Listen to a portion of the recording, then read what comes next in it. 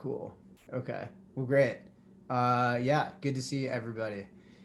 Yeah, thanks. We wanted to talk about this topic like last I wanted to last talk couple of about it in weeks. like August, and TJ was like, "We gotta wait." Yeah, winter running. As I think as coaches, we are always a bit, like, okay, how do we not convince you guys, but kind of usher in the importance of maintaining a consistent, training program through the winter. Why is this important? How do we do it? Um, October got a little cold here, so we almost had this call already, but I wanted to wait until November because for most of us and a lot of people on the team, winter really starts, second week of November into Thanksgiving and things like that, where it starts to get cold. Here in Colorado, I've already had two single digit runs, um, which kind of took me by surprise. And so, in thinking about all those things, we've, thought that this was probably the most relevant topic to talk about now because we want to get you guys excited about running in the winter and cross training a little bit too, and to kind of cover why this is all important, why we don't just stop running altogether in the winter, and give you guys some good tips for how to get warmed up so you can get out there and feel good, to kind of embrace the time that you have out there and make sure that it's intentful, purposeful, meaningful. Um, Anyways, yeah, we'll dive in. Yeah, I guess kind of the first question I had for you, TJ, is like, how would you describe why we run all winter long? Like, what is the purpose with that? Yeah, I mean that's a great question.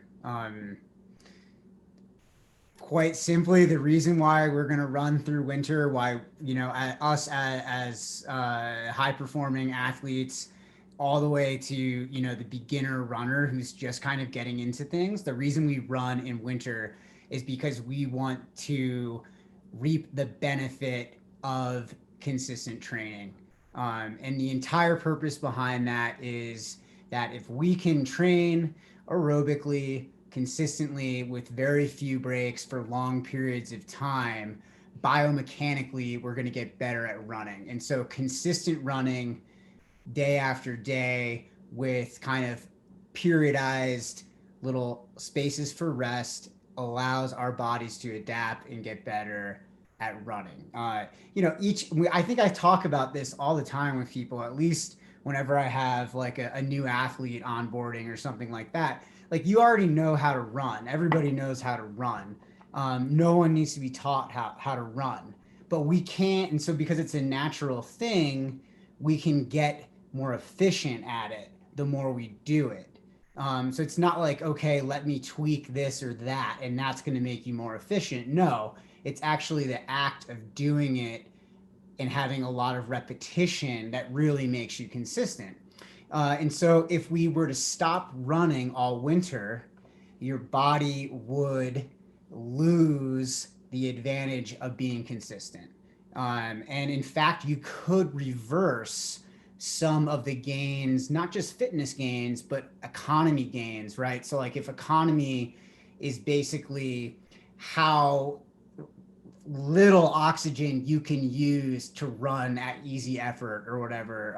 Say your easy effort is 9 minute mile, and you started training 4 months ago, and now 4 months later you're going to be using a little less oxygen to Or run 9 minute all things pace. held equal, same amount of like the amount of oxygen you're taking in is never going to change, but how much running you're able to translate that oxygen into will change. Well, yes, and actually, the amount of oxygen you need to run a certain effort level can be decreased, and that happens through economic gains. Okay, becoming more efficient. The more we do that over time, the better off we are. And so that way, when you save that oxygen usage, like, you're taking in the same amount of oxygen, right? Or if your VO2 max actually increases, you'll be taking in more oxygen. But when you take that oxygen in, you use less of it to project you forward at those given effort levels. That means that you can sustain those effort levels for longer. And so when we run in winter, we're consistently working on that, which is a fundamental part of becoming a better runner. Cool. Yeah. What do you think, Zoe? What? Yeah, I think, just to touch on that, efficiency and economy are always at the heart of so much of our methodology. And, this comes into play in a couple of different ways in the winter. One, for a lot of people, depending on what your goals are, will reduce volume just because you don't need to be outside for as long. And then we can up intensity slightly. And this is going to be different depending on what each individual athlete's background and goals are, but by increasing the amount of intensity, basically speed work, we can get away with a little less mileage, so a little less time outside, particularly for like mountain runners like TJ and I. We're not doing 6-hour runs in the winter. Like, it's that I'm not doing it. But we can do a little bit more speed work, so maybe more tempos and long runs, a little more focus on strides, maybe slightly more time and intensity during the workout, a few extra hill reps a week, so that the overall volume isn't necessarily different, but volume conceived of in terms of pure mileage can be different. And another way that we can kind of manipulate volume is by adding in cross training. I think this is something that you and I have different we enjoy different types of winter cross training. You're a professional skier. I'm a semi-professional stationary garage cyclist. And I think we both really enjoy taking some time off just because necessarily in Colorado, winter means a lot more road running, right? We really encourage people to prioritize whatever training is going to be most efficient and help them practice running the best, right? Like, on the weekends, it is not a very good use of any athlete's time to go out and like post hole for 7 hours. It is not a very good use of like your one wild and precious life, or just like your Saturday morning to go walk around in the snow. If you have the option of running on a flatter surface that's maybe less slippery, a little less snowy, just because. Maybe with the one caveat that you love that you really love a long slog. I think for most athletes that we coach, winter is a really good time to lower your exposure and your time out there on your feet, right? Because we want to periodize training, and in winter we can get a lot of benefit out of, for most athletes, doing a little bit more intensity, a little less overall volume. So you're out there not for less time, less miles. That way you have a mental, emotional break. Physically, what's nice about this is you can get some of the benefits, and for a lot of athletes, particularly 1 year and beyond in training, you can get a lot of benefit from raising intensity while lowering volume, because overall volume, like Zoe mentioned, is going to be around the same. So if we're going to raise intensity in order to balance out stresses, we have to lower volume for most runners. We can provoke adaptation, which would be, like better turnover, better economy, higher output levels, in order to allow you to have better economy later, better fitness Which gains. basically equates to better top end speed and better easy pace. Right, over time, over 2 or 3 months, like a winter block of training, 3 months maybe. And we can lower the amount of volume, because if we up the volume, we're gonna increase the intensity. That's a lot more stress. So we want to balance it out, right? So if we increase intensity, we generally lower volume for most people. And I think before we really hammer the cross training point over, I just like to talk about winter, kind of from that mental emotional reset. Like, if we're all running a lot in spring and all summer doing some like crazy adventures and races, and then also doing like some really fun stuff in fall. Like, for me, I like fall is my favorite time to run. I often need that reset in winter, and it's cold and it's dark and it's harder to want to be outside for as long. At least for me, it's a lot harder. So by maximizing my time out there with a little bit more intention, more frequent workouts, but less high mileage per week, I can continue to make gains, get faster, get a little bit stronger while opening up some space for other things that are kind of stimulating for me. And that helps to keep my training on a 365-day year round basis more sustainable. And that's something that we want for you guys, because you all are invested in working with us for a year at minimum, right? Because to get better, you have to put that time in. So the winter is part of that. Um, yes, Zoe, talk to me about biking in the winter. Yeah. What do you do? And how does that match up with your training? Yeah, and I know we've talked about this in Zoom calls before, but just to reiterate, cross training can be a helpful thing. Once again, depending on every athlete's background and goals, it is not a cure all, right? Like if for a lot of people, if you had one more hour a week to spend in training, it would be best spent running, depending on what your strength goals are, depending on what your injury history is, depending on what your speed and race goals are. If you do have a little extra time, maybe you're spending a little less time like trail running, or you're doing like more speed focus, but you do find yourself with a little bit of extra time. I really enjoy, I would say just a few hours a week of stationary cycling, and I mix in a few intentional workouts. And if you're interested in cycling, you can always talk to your coach, or you can get in touch with me about like how to best maximize whatever cross training you're doing on the bike. But I'll essentially mimic whatever stimulus I'm experiencing in my running training. Like if I'm doing aerobic threshold work on my run, I'm going to do aerobic threshold work on my bike, because you can't train every system at the same time. Exactly. That's a so great point. You don't want to go out and like if I'm doing VO2 max like strides, like that kind of workout, that's what I'm going to do on my bike. If I'm doing tempo work, that's what I'm going to do on my bike. If I'm doing like, you can't mix and match all the time. So just trying to be a little bit more pointed about the stimulus you're looking for. You can also not do that, and you can do more like just aerobic base building on the bike. Yeah. A lot of times I'll just spin at aerobic effort for 40 to 60 minutes, and that's great too, right? Like that helps me increase my fitness while minimizing the risk of injury. And so I think let's that's define aerobic effort for people who are thinking about like, how can I get that second workout in?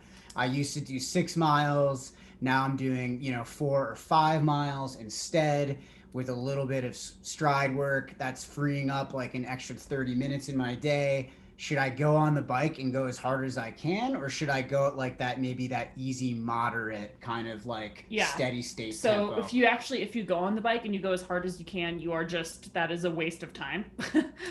You're undermining your aerobic development. And since you're not trying to compete in the Tour de France, and like your ideal training outcome is not to become a cyclist who's able to put out high power output numbers, your goal is to become a fitter athlete and a better runner. The best way for you to spend the majority of your time on the bike is to go easy, which is great. Like that's one of the things that's really nice about the bike, is it is fairly easy to go easy. You want to kind of find that sweet spot.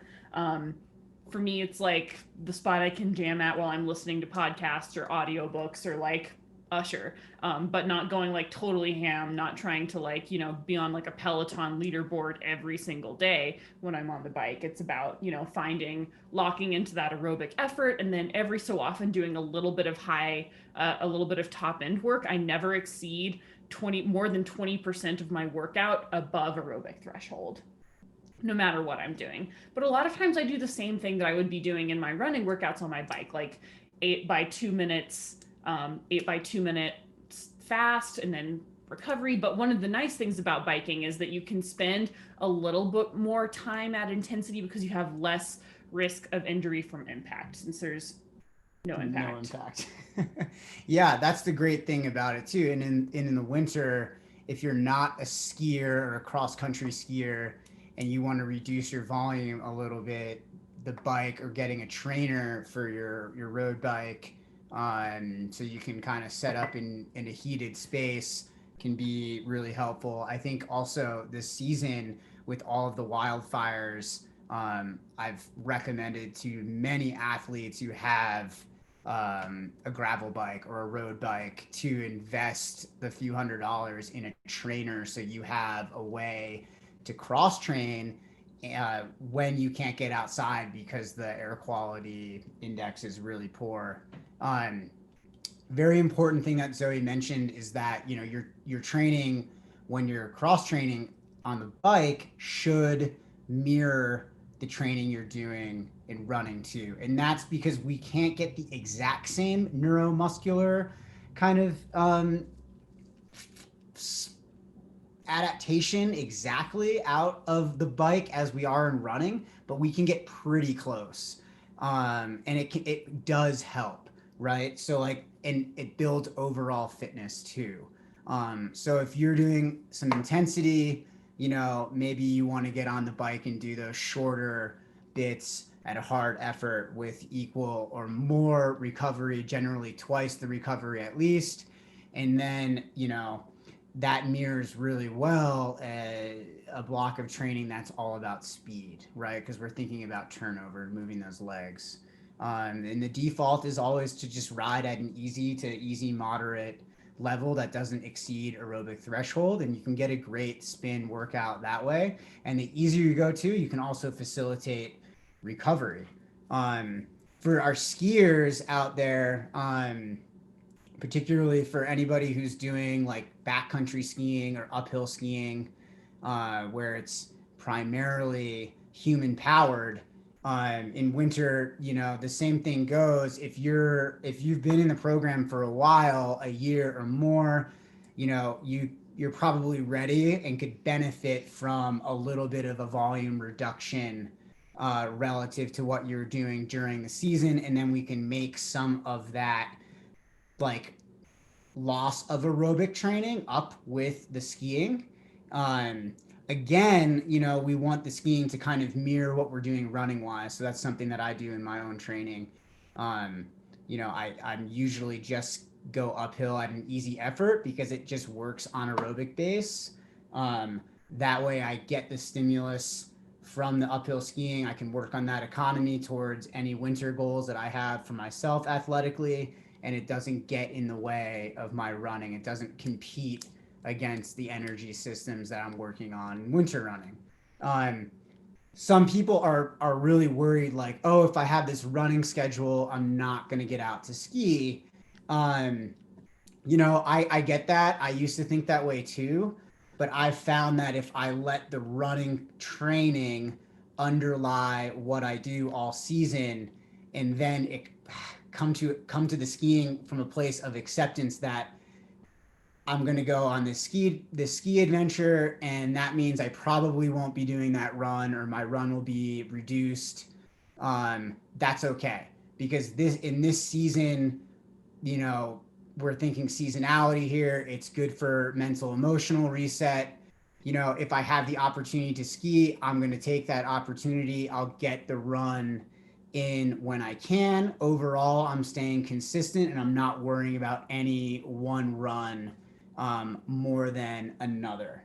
I think that's really, really important to think about. I've had a lot of athletes ask me about this because they want to know, if you have these adventures, TJ, on your schedule, how do you train for those? I treat the skiing as Zoe treats the bike. Often I'll ski in the morning and I'll do my run in the afternoon. Yes, it makes for a really, really busy schedule, but that's how I like that's what I do. I'm an athlete, so I'm okay with that. But the other side, sometimes when you have an adventure that's longer, I feel it's okay to miss my long run if I have to. I don't try to emphasize that one run, because I think if I stifle that desire to go skiing, I'll probably overall be less, like, I'll have less joy. I won't be as happy about the training process, and I might start to harbor a resentment towards my running schedule. But you still run consistently 5 to 6 days a week, even in the height of ski season. Yeah, because it underlies what I do. I also have, there's a fundamental, you can't understand it. You can't go skiing every day, right? Because the conditions aren't always appropriate for backcountry skiing.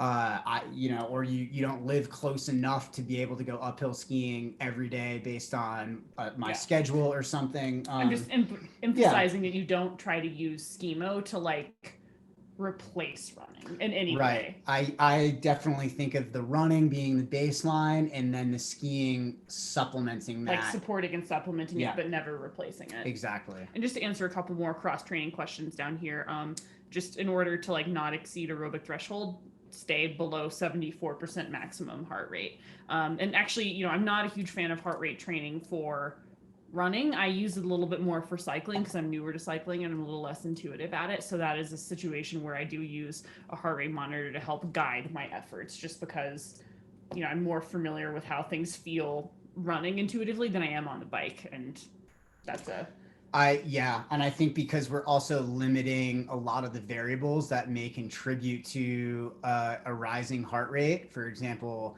if you're pedaling steady on the bike, it's easier to stay at a fairly consistent heart rate. Rather, if you're out on the trails, your heart rate is going to change drastically depending on whether you're going downhill, uphill. The trail is twisting, turning. If it's really technical or not. um, so I actually kind of do like the heart rate monitor for biking, and consider using it or thinking about it for myself. I don't love it in the running context. yeah. Yeah, I feel like I know what an all-out effort feels like running, and I'm still trying to figure that out cycling. So. Yeah. And I think, depending on you and how I think in sync you are with your understanding of perceived effort, you can obviously get on the bike and have a really good workout without using a heart rate monitor. It's definitely not a mandatory thing. I would not ask my athletes to go pick up a heart rate monitor just to but start like in the cross-training. same way that what easy feels like running and hard feels like biking, and like I only use the heart rate monitor to like really dial it in, but the best heart rate monitor is the one between your ears. You should know when you're going easy, you should know when you're going hard. You know? Like whatever sport, like I'm sure it's true for ski mode as well. You intentionally keep it easy. It's so funny. You keep it in that aerobic zone where you can tell that your body is functioning in a surplus of oxygen. Exactly. Like if you cannot breathe and if you are gasping for air, you are not functioning in a surplus of oxygen. Well, it's really for me, I just use the conversational test. 3 to 4 sentences, 4 to 5 words a sentence, basic stuff. But if you can get 3 to 4 sentences out and it's clear and you're not gasping for air, you're definitely going easy. You can always kind of ground yourself in that. Why don't we move on to some kind of like tips for winter runners? Let's kind of start with like gear, maybe. Gear, yeah. I know we've talked about this briefly on other calls as well, but just to reiterate, the gear that works for you is going to be the gear that works for you, and you just might have to do some trial and error, because what some people enjoy is going to be different than what works for everyone. So some people really enjoy yak tracks. Those are nice because you can take them on and off during a run. My rule of thumb is to always err on the side of traction. Like if you think I might need these, then it's better to have them than to run without them. I would caution against using them like on salt. Like if you find yourself running for an extended period of time wearing yak tracks on asphalt, just take them off, because there's a risk of injury associated with just essentially wearing like chains on your tires and not driving on ice. It's not good for you.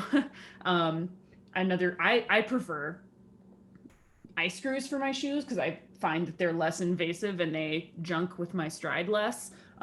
My preferred option is to run with trail shoes on snow and ice. And I know that, like, once again, depending on where you live, what time of day you're running, like what level of traction you're going to need is kind of up to you. I dislike hardware and will opt for trail shoes almost any time. Yeah. Yeah. But try to avoid ones that have a rock plate, because that can affect your stride and increase risk of injury. Another thing is to just kind of find that sweet spot of like, don't overdress. A good rule of thumb is to dress as if it's 10 to 20 degrees warmer than it actually is, and wear layers. So like I would recommend a really good layering system is getting a very nice soft next to skin base layer. So like a more form-fitting layer where the principle there is that it's going to wick moisture away from your skin, and then get a shell to go on top. And your shell is going to kind of vary depending on what kind of weather you're dealing with, but the shell is essentially meant to keep the weather out, and the base layer is meant to wick moisture away from you. I prefer a shell with taped seams and some degree of breathability. Pit zips are great, looking for those. Taped seams for additional weatherproofing, a hood if things are super gnarly. Now that we're all familiar with buffs thanks to COVID, you can't wear too many neck gaiters in the winter, and that's just a fact. On your ears, on your head, around your neck, around your face, like, minimizing how much of your skin is out there if it's really, really gnarly. But you also want to make sure you don't overdress, because if you overdress, then you'll sweat and you'll end up getting colder because you'll be retaining too much moisture. Um, Cold joints and muscles are less efficient. So like don't be a hero and like be the person who's like overly proud of wearing shorts all year round, because if your joints and muscles get cold, they'll be working less efficiently and you're increasing your risk for injury. Yeah, I think, and almost that's kind of up to personal preference, Right. right? Depending, but I know some people who, really hold true to that, like I will not wear leggings or whatever. And I'm just like, man, put the spandex on because Mm-hmm. you want to protect your knees, especially in winter running, because we're all out on a lot more hard surfaces. Um, when in doubt, if it's like 30 degrees and below, I usually wear leggings. I embrace it. You're more of a winter person. Yeah. How do you embrace running on ice and snow? And what tips do you have for people running on ice and snow? I think my first kind of main tip is I try not to leave the house cold, and Mm. especially don't leave the house with cold feet. This is something that's been really big for me because I used to have a lot of foot problems in the past couple seasons. And I think a lot of that was provoked by running in cold feet in the winters. So, one thing I like to do is I rest my shoes on the radiator, so the heat kind of goes in there. I know there are some like boot drying apparatus that you can buy for ski boots and things like that that may like actually even warm up. I don't have one, but I think I saw Lionel, one of our team members, get some like really fancy shoe dryers that He reminded runs me in of the those. rain a lot. Way to go, Lionel. Yeah, so wearing warm shoes helps, right? You want to have your feet warm, and even to go beyond that, when those single digit runs and runs that are like 12 degrees, 15 degrees, which we usually have quite a few of those days here. I warm up in like everything that I'm gonna wear for my run, plus a down jacket over the top. I warm up in the house. I do my dynamic stretching and my strength routine that I would normally do afterwards. I do a reduced version of that to warm me up before my run. And then I leave, I wait until I have a sweat going, then I remove the down jacket and then I go out. That way I'm fully warm. If you want to It bake cookies, you got to preheat the oven. it is a little, I think, time consuming to do it that way, and I realize that I have a more available time than other people because I do this professionally. But taking that time to warm your system up is really, really, really important, I would, I, especially your feet. yeah, I would also say, like, for people who do feel pressed for time, take time out of your run rather than skimping on the workout. Like, if you think I don't have enough time to do a proper workout, take 8 minutes out of your run and do a proper warm up. Yeah, it really does help. You really want your joints and things to be warm. You're going to have a much more enjoyable run out there. Kind of my other winter running tips are the more you do it, the better you get at it. So the more you run in, a snowstorm, the less you care that it's snowing when you go run. The more you run on a slick surface, the better you are running on a slick surface. The more you run in an inch of snow on the sidewalks, the better you are at running in an inch of snow on the sidewalks. I try to just stick to my routine as best as I can, as long as my safety isn't a concern. I'm going to be out there. Um, My rule for winter weather is do mm, not miss more than one day unless you have an injury scare.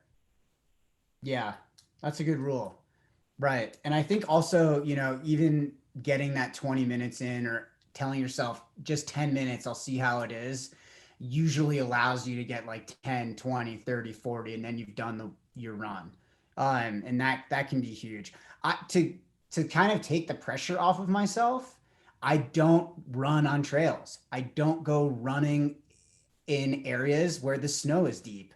I don't go run on surfaces that are like hard to run on because I don't want to deal with that mentally and emotionally. I already have a small capacity for what I can deal with, and I need every bit, as a coach and a partner, I need all that. So I try not to waste it on my runs. I go run on country roads. I go run where I know it's plowed.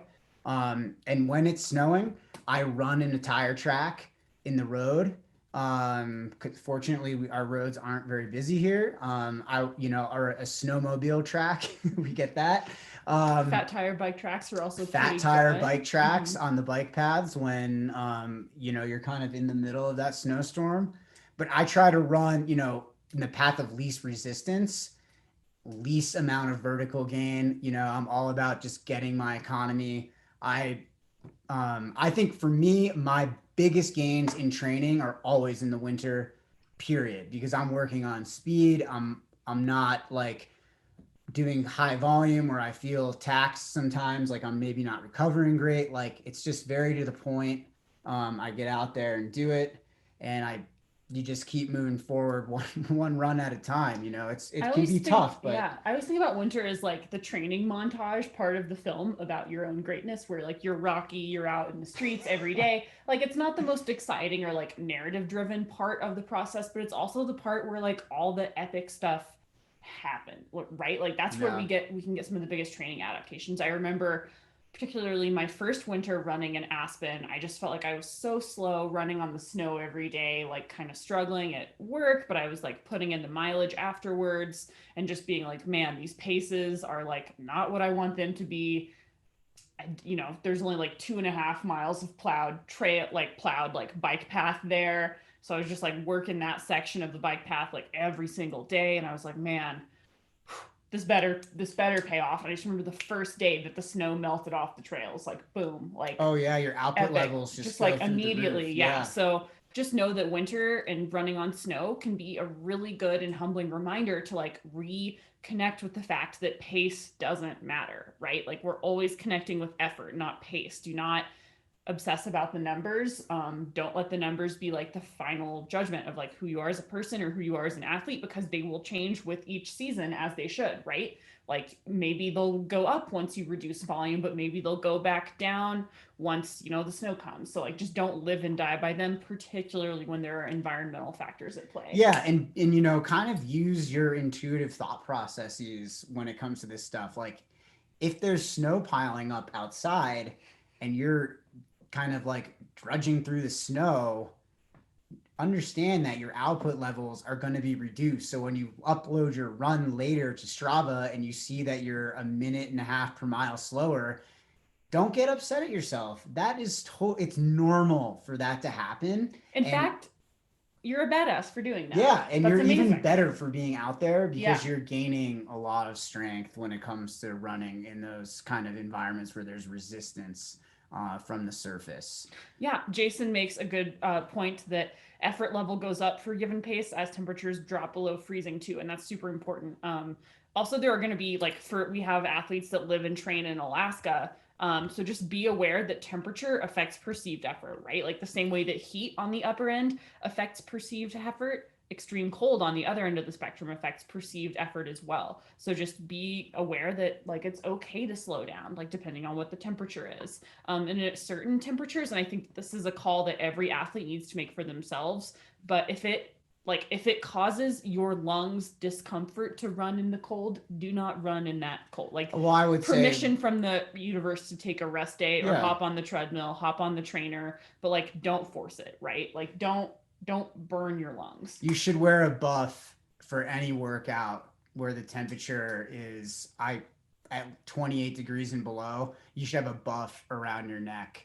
And I know a lot of you guys probably may be running with a buff anyways in case you pass somebody, and maybe your local guidelines are to wear buffs out on the trail. Um, I always wear a buff because it helps to protect against kind of that lung burn that you might get from doing like your hill strides on a really cold day, you know, something where you have a high output level. And so you're breathing really heavy when you finish your like 20 or 30 seconds. Um, Having that buff is, I think for me, it's a mandatory thing.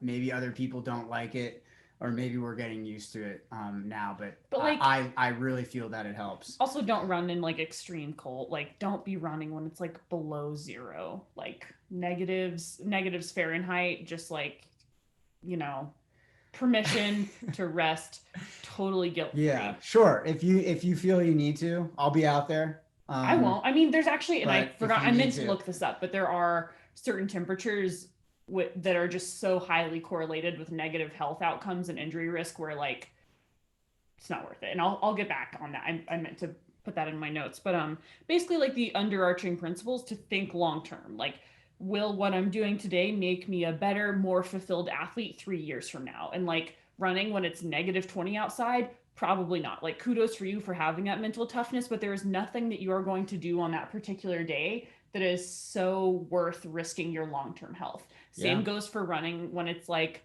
an epic, any time that your long-term health could be at risk. Like, if there's conditions such that like a fall is inevitable, blizzarding, like there are just some days where it's like not worth the risk. yeah, There's also other days where, and this is the hard part, you're going to have to like really buck up and be honest about yourself. Like, why am I not running today? Is my health genuinely at risk, or do I like kind of not want to run? And if you kind of don't want to run, that's probably the day you should definitely get out and run. Once again, only miss more than one day if your health is at risk, if there's an injury issue, just because it becomes very easy to be like, oh, well, it was like 32 degrees, so it's not happening. Or like, it was like about to rain, so I didn't run. Or like, it was kind of snowy and like they hadn't plowed yet, so I didn't run. So, like, cut yourself off at the pass, right? Like, anticipate any excuses you might find your brain making and just tell yourself, like, I know the weather's going to be tough this year, but gosh darn it, I am tougher. yeah. And it's really good for developing that mental strength. That all of you guys, every person on this call is working towards a 2021 race goal. That, yeah, I mean, literally every person that I know on this call is working towards a race goal in 2021. And so being comfortable, being uncomfortable is part of working through the challenges on race day. And you can make huge gains by going out when it's 10 degrees. Doesn't have to be negative 10, but 10 degrees and a little bit of snow or whatever it is.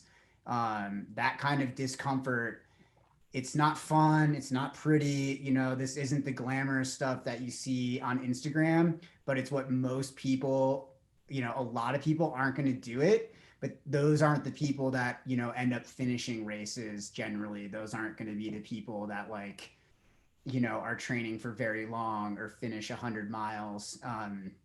It's really, really important to get in touch with that. And like every day you just work a little bit on it. Like, I mean, you don't have to push through the ceiling to be to be uncomfortable.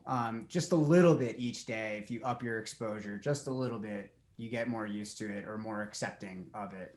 And I find that helps. Yeah, another kind of to piggyback off that, do not write checks that your body can't cash during winter. Like, a lot of people, they start to take time in the winter to be like, oh, what if I do a 100K in February? Well, you better be ready to do 100K training in January. And it's not pretty, folks. It's going to be a lot of long runs in the snow. So do not sign up for races if you are not prepared to train for them adequately. If your heart doesn't, if you're not deeply passionate on like a soul level about doing long runs in the freezing cold, do not sign up for a 100K in February. Do not do it in March. Do not do it in April. You can start thinking about it in May, but think about like the trajectory of a long run build has it such that you'll be, you could still be peaking for a May race in like, you know, March, April. So, Yeah, I would agree. when you're signing up for events, think, am I going to have to do a long run in a blizzard, and will that bring me happiness? And if it will not, then you should not sign up for that. Because we see this a lot. We see That this very frequently. I do this. I'm TJ so does bad this. at Yeah. it. He's I already actually the signed worst up for at the it. January race, Oh and my I'm like, God. oh no.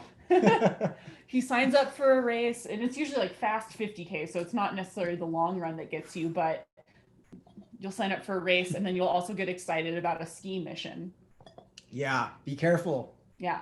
That's why I don't race after January anymore, because I like to have my winters for skiing. And then, yeah. Anyways, think about your schedule in relation to what it requires of you in the winter. This is something that we've actually talked about in a different context before. But if you're not down to do, 15 miles on Christmas Day in downtown Denver to get ready for your marathon, like I had to do last year in a blizzard, you know, don't sign up for the marathon. And that's okay. It's Like, cool to not do the marathon. I don't do 100Ks a certain time of year because I do not want to do. I have done a long run in a blizzard and I did not love it, and I don't wish to do it again. Yeah. Right? Like, it doesn't make you a lesser person for knowing what you want in training and then making your life fit into that. Exactly. This is that makes all you about, smart. Yeah, that makes you a very smart person. And knowing what you like and what your likes and your dislikes are is something that we've talked about on so many calls here. And that is what this is all about. If you're the kind of person who just wants to do your 4-mile run in the winter, stack your bricks, work on economy, that's amazing. We love that. Yeah. There's no reason to want, to need to be anything else but that. Yeah. But if you also are psyched on Bandera or the Black Canyon 100K in mid-January to February, just like mentally steel yourself for what that entails. That's great too. Yeah. Make it. Yes. Yeah. Just like, once again, winter is all about doing the work, like settling in, embracing the hard stuff, banking mental toughness, banking aerobic development, like all the parts about like training and trail running and marathon training that a lot of people don't like to talk about because they're not sexy. Like, that's what winter is all about, right? Is like inner strength, like mental fortitude, like consistency. It's not about like big epic days in the Alpine. It's like an hour and a half on the treadmill. Yeah. Putting in the work so that way in the spring you're ready to start thinking about the mountains and getting on the trails with new speed and new kind of developments that you've made for yourself over many, many days of hard work and little steps each time. I think maybe this is a good time to segue, or maybe we did talk about it already, but the epic snow slog Saturday long run. Let's hit that before we close out for the call. Yeah. I think I've touched on it before. I'd love to know what your take is. Yeah. Okay. My take on this is stick to the pavement, go to areas that are plowed. The path of least resistance is best. If you are dying for an adventure and you really want to get out on the trails and you know that they're kind of snow-packed and or maybe not snow-packed, so you're going to be breaking trail or route finding, think about that in the context of your training. Will it help you? Is this the best thing for you as you move forward? Make sure you're adequately prepared for those missions. You guys out there who like doing this stuff, I see you on this call, and I'm sure others will be listening. If you're psyched on it, that's awesome. Just know, doing 15 miles or 10 miles or 6 miles on trails that have snow or aren't, there's no clear path, it's going to take you exponentially longer. So you really want to be prepared. Positive. It's going to be good for aerobic development, but because you're not going to be running in the same way that you would be otherwise, it's less good for efficiency and economy. And like, once again, what running actually is practicing running. So like, if you want to get better at running, you need to practice it in the way that you want to apply it. Thank you. So, you said that much better than I did. That was There's a time and a place for a good post hole, but it's not like, if you're thinking, I want to maximize my winter training, avoid running on snow, avoid running on ice, avoid like epic snow slogs. And like, we're not going to revoke your trail runner card if you don't hit the trails up for a few months. Like, I'm not going to do it. I don't like it. And I'm still going to keep editing. They'll still let me edit the magazine probably. Like, you don't have to prove yourself. find your joy. My joy is like sleeping in, eating pancakes, getting my run done, and then getting right back on the couch with like jammies. Hold on, couple We've got questions some here, questions that are Zoe. actually really great questions. Just to address, Jason asked any tips for hydration in winter. My water bottles or hydration pack often freeze up midway through longer runs. That's a really great question. First of all, hydration is as important in the winter as it is in summer. So like make sure you're still taking water on long runs, make sure you're still keeping in touch with your electrolyte management. Those are all as important as they are in the winter as they are in summer. My tips for keeping them warm are put them in your shirt. Like I'll wear my running vest like under my shirt and then under a shell so that it's really close to me. I also know Camelback makes like they make an insulating sleeve for the tube of your hydration vest. Like if you use a bladder, those freeze pretty easily. They make a little insulating nub that goes over the tip, and then they make a sleeve that insulates that as well. But essentially, the more electrolytes you put in it as well, like the salt will prevent it from freezing. So if if your stomach can handle it, go ham on scratch or whatever electrolyte that you prefer. Adding just a little bit extra, or even putting a little salt in your water will help prevent it from freezing as quickly, and then just keeping it as close to your own body weight as possible and insulating it in whatever way you can, whether that's a sleeve, a little like the cover, or using your own shell as insulation. Yeah, and Chelsea asks about, can you work towards April races um, while working on speed and other winter things? Of course, the answer to that is yes. For athletes, and I really think about athletes who are kind of in their first 6 months or a year of working with a running coach, you can do a ton of training, race specific or otherwise, in the winter. Um, it's all of this stuff is based on individuals. So when we talk in kind of broader terms about lowering people's volume, a lot of time and raising intensity, sometimes to work on speed, a lot of that comes from a place of thinking about athletes who have been with the program for a year or are on to their second winter with us, who have had time to kind of build a strong base throughout the year, and or are kind of needing that off-season phase for that mental emotional reset.